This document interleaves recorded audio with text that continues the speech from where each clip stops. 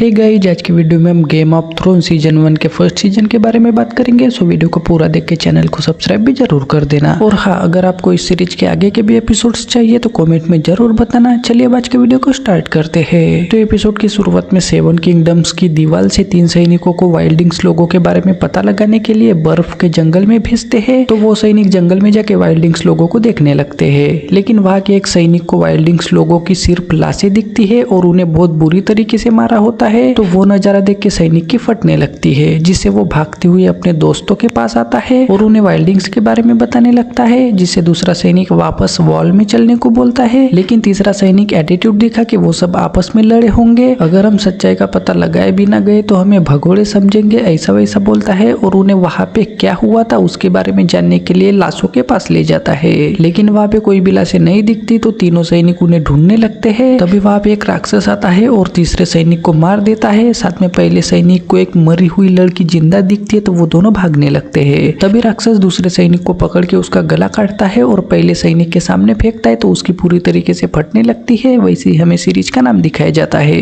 उसके बाद वो सैनिक बच के भागने लगता है, तो विंटरफेल के कुछ सैनिकों को दिख जाता है, जिससे वो उसे भगोड़ा समझ के पकड़ लेते हैं और विंटरफेल के राजा एडार्ट मतलब नेड स्टार्क को बताने के लिए जाने लगते हैं। वहाँ पे महल में नेड अपनी बीवी कैटेलिन के साथ उनका छोटा बेटा ब्रेन तीर चलाना सीख रहा होता है, तो वो उसे ही देख रहे होते हैं। वहीं पे उनकी 2 बेटियां सांसा और आर्या कपड़े पे डिजाइन वगैरह बना रही होती है, लेकिन छोटी बेटी आर्या को उन सब चीजों में बिल्कुल भी इंटरेस्ट नहीं होता, जिससे वो ब्रेन तीर चलाना सीख रहा होता है। तो आर्या पीछे से तीर निशाने पे मारती है और ब्रेन का निशाना नहीं लगता, तो ब्रेन गुस्से में आर्या के पीछे भागने लगता है। तभी वहाँ पे सैनिक आके नेड को भगोड़े सैनिक के बारे में बताता है और वहाँ पे भगोड़े सैनिक को मौत की सजा दी जाती है। तो नेड तुरंत जाने के लिए रेडी होता है। साथ में कैटेलिन के मना करने के बाद भी नेड अपने साथ ब्रेन को भी ले जाता है। तो वहाँ पे भगोड़ा सैनिक सफेद दानव के बारे में बड़बड़ाने लगता है। साथ में नेड को भी मैंने सफेद दानव को देखा, ऐसा वैसा बताने लगता है, लेकिन सफेद दानव हजारों सालों पहले मर चुके होते हैं। तो नेड को उसकी बातों पे बिल्कुल भी यकीन नहीं होता, तो वो उस सैनिक को ब्रेन के सामने ही मार देता है और फिर ब्रेन को जो सजा सुनाता है उसे ही तलवार पकड़नी पड़ती है, ऐसा वैसा बोल के सब वापस महल आने लगते हैं। लेकिन तभी जंगल के रास्ते में उन्हें कुछ भेड़िए और बाकी के जानवर मरे हुए दिखते हैं और उस इलाके में कोई भी शेर नहीं होता, जिससे वो सब थोड़े शौक होते हैं। वहीं पे भेड़ियों के 5 बच्चे होते हैं, तो नेड और सैनिक उन्हें मारना चाहते हैं, लेकिन ब्रेन उन्हें घर ले जाना चाहता है, जिससे नेड की दूसरी बीवी का मतलब ब्रेन, आर्या, सांसा, रोब और रिकन का सौतेला भाई जॉन नेड को आपके 5 बेटों के लिए 5 भेड़ियों के बच्चे हैं और आपका निशान भी भेड़िए का है, तो हमें इन्हें ले जाना चाहिए, ऐसा बोलता है। तो नेड कुछ सोच के उन भेड़ियों के बच्चों को अपने साथ पकड़ने की परमिशन दे देता है, जिससे ब्रेन जॉन को भी एक बच्चा पकड़ने को बोलता है, लेकिन जॉन मैं स्टार्क नहीं हूँ ऐसा बोलता है। तभी वहाँ पे एक और भेड़िए का बच्चा दिखता है, तो रैमसी जॉन को भी उस बच्चे को रखने को बोलता है, तो जॉन उसे अपने साथ पकड़ता है और फिर सब महल आते हैं। यह 7 किंगडम की राजधानी किंग्स लैंडिंग में किंग रॉबर्ट का खास सलाहकार जॉन आर्यन की मौत होती है और वहाँ की क्वीन सेर्सी लैनिस्टर और उसका जुड़वा भाई जेमी लैनिस्टर के कांडों के बारे में एरियन को पता होता है। तो सेर्सी जेमी के साथ बात करती है, जिससे जेमी उसे समझाता है। साथ में उन दोनों का चक्कर चल रहा होता है, तो दोनों वही बातें करने लगते हैं। जॉन आर्यन केटलिन की बहन का हस्बैंड होता है, तो उसकी मौत की खबर केटलिन को भी लगती है और नेड गार्डन में बैठा होता है, तो केटलिन गार्डन में जाके आर्यन की मौत की खबर देती है और नेड आर्यन को पिता की तरह मानता था, तो वो थोड़ा उदास होता है। साथ में रॉबर्ट अपनी सेना लेकर विंटरफेल आने की भी खबर मिलती है, जिससे नेड समझ जाता है कि रॉबर्ट अब नया सलाहकार उसे बनाना चाहता है, जिसके लिए नेड बिल्कुल भी खुश नहीं होता। और फिर किंग रॉबर्ट एक नंबर का ठरकी होता है, तो उसके लिए गांजा फूकने की वगैरह तैयारी करने लगते हैं। लगभग 1 महीने के सफर के बाद किंग रॉबर्ट, क्वीन और अपने सैनिकों के साथ विंटरफेल आता है और ब्रेन दीवार के ऊपर होता है, तो उसे रॉबर्ट वगैरह दिख जाता है, जिससे वो पट से नीचे उतरता है, लेकिन केटलिन को वो दिख जाता है, जिससे वो ब्रेन पे थोड़ा चिल्लाती है। तो ब्रेन उसे रॉबर्ट आने की खबर देता है, जिससे वो सब रॉबर्ट का स्वागत वगैरह करने के लिए रेडी होते हैं। रॉबर्ट, उसका बेटा जेनरी वगैरह सब गेट के अंदर आते हैं। वैसे ही जेनरी और सांसा एक दूसरे की तरफ हवस वाली नजरों से देखने लगते हैं और फिर नेड वगैरह सब रॉबर्ट के आगे झुक जाते हैं। तो रॉबर्ट घोड़े से उतर के नेड के पास जाता है, साथ में उन्हें खड़ा होने को बोल के वो पुराने दोस्त होते हैं। ऊपर से विंटरफेल 7 किंगडम का ही हिस्सा होता है, तो दोनों थोड़ी हंसी मजाक करते हैं और फिर रॉबर्ट सबसे मिल के सेर्सी के मना करने के बाद भी नेड के साथ नेड की बहन लीना की समाधि देखने जाता है। तो सेर्सी थोड़ी गुस्सा होती है। साथ में उसका भाई टायरियन नहीं दिखता, तो जैमी को उसे ढूंढने को बोलती है। तो जैमी टायरियन को ढूंढने लगता है।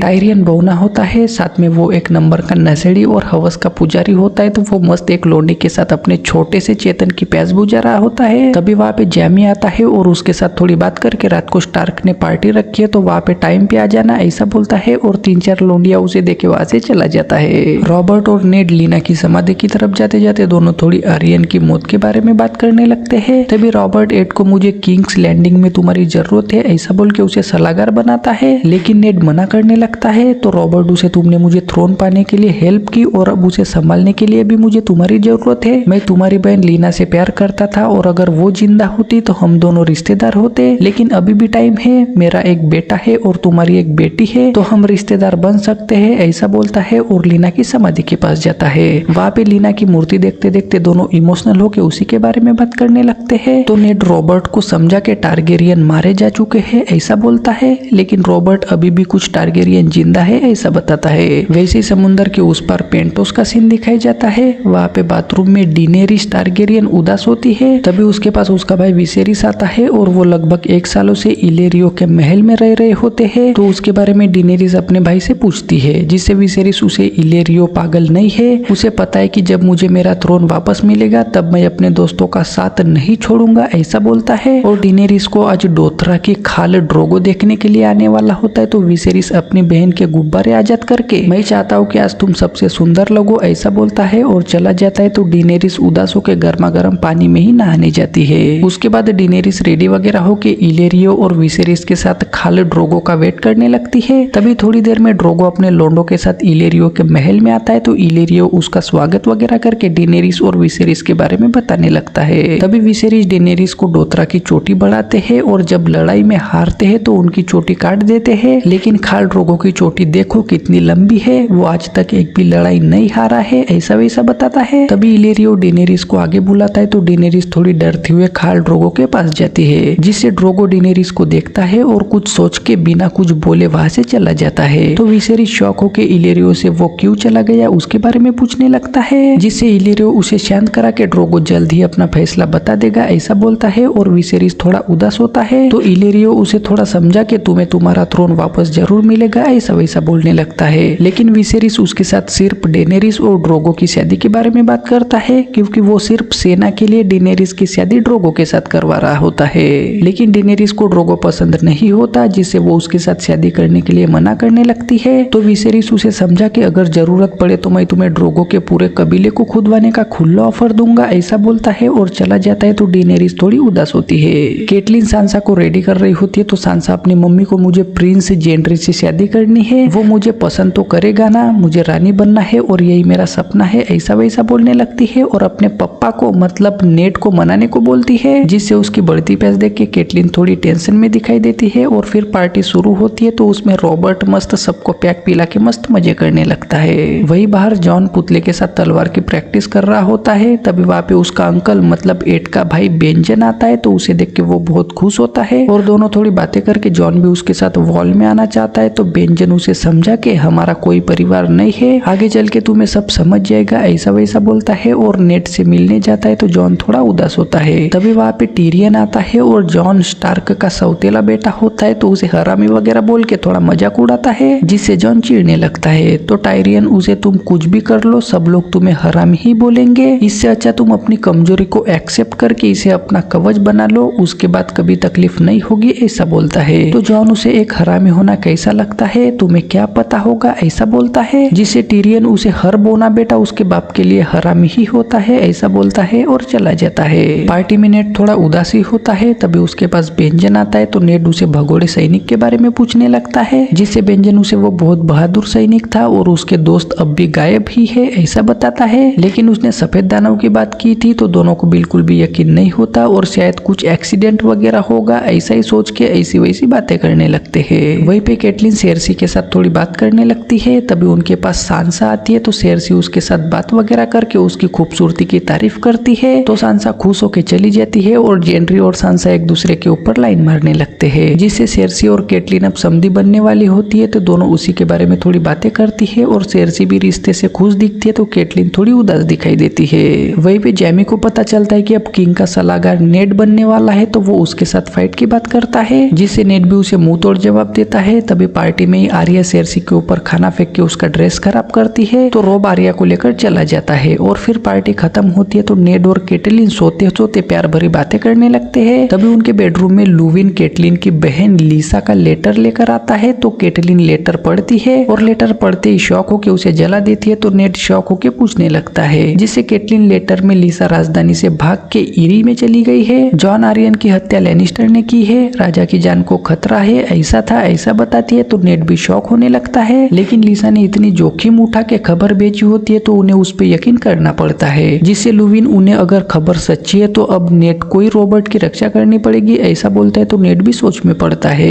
यहाँ ड्रोगो शादी के लिए रेडी होता है तो डेनेरिस की उसके साथ शादी हो जाती है, जिससे बहुत सारे लोग अजीब तरह के गिफ्ट लाते हैं, साथ में डोथरा के लोग फाइट भी करते हैं तो डेनेरिस को अजीब सा लगता है। वहीं पे जोरा नाम का आदमी डेनेरिस को गिफ्ट में 7 किंगडम के इतिहास की बुक्स देता है तो डेनेरिस थोड़ी खुश होती है। साथ में इलिरियो डेनेरिस को बहुत दिन पुराने ड्रैगन के अंडे गिफ्ट में देता है तो डेनेरिस उन्हें देखने लगती है। तभी ड्रोगो डेनेरिस को घोड़े पे बिठा के स्वागत बनाने के लिए समुद्र के पास ले जाता है तो वहाँ पे डेनेरिस बहुत ही उदास होती है, साथ में रोती भी है और ड्रोगो से बात करना चाहती है, लेकिन ड्रोगो को उसकी लैंग्वेज समझ में नहीं आती, मतलब वो पूरे जंगली होते हैं। तो ड्रोगो डेनेरिस के बड़े बड़े गुब्बारे आजाद करता है और उसे झुका के पीछे से बजाने लगता है, जिससे डेनेरिस बहुत रोती है। अगली सुबह नेड रॉबर्ट का सलाहकार बनने के लिए राजी होता है तो रॉबर्ट बहुत खुश होता है और थोड़ी बात करके सब शिकार पे जाने लगते हैं, जिससे ब्रायन अपने भेड़िए के साथ दीवार के पास जाता है और भेड़िए के बच्चे को नीचे रख के दीवार के ऊपर चढ़ने लगता है। तभी ऊंचाई पे चढ़ने के बाद उसे जैमी अपनी बहन सेर्सी की पीछे से बजाते हुए दिखाई देता है तो ब्रायन मस्त देखने लगता है, लेकिन जैमी और सेर्सी को ब्रायन दिख जाता है तो जैमी ब्रायन को पकड़ के सेर्सी की फटने लगती है तो जैमी ब्रायन को दीवार के नीचे फेंकता है। वैसे फर्स्ट एपिसोड खत्म हो जाता है। सो गाइस, आई होप आपको आज की वीडियो पसंद आई होगी और वीडियो को लाइक करके चैनल को सब्सक्राइब भी जरूर कर देना।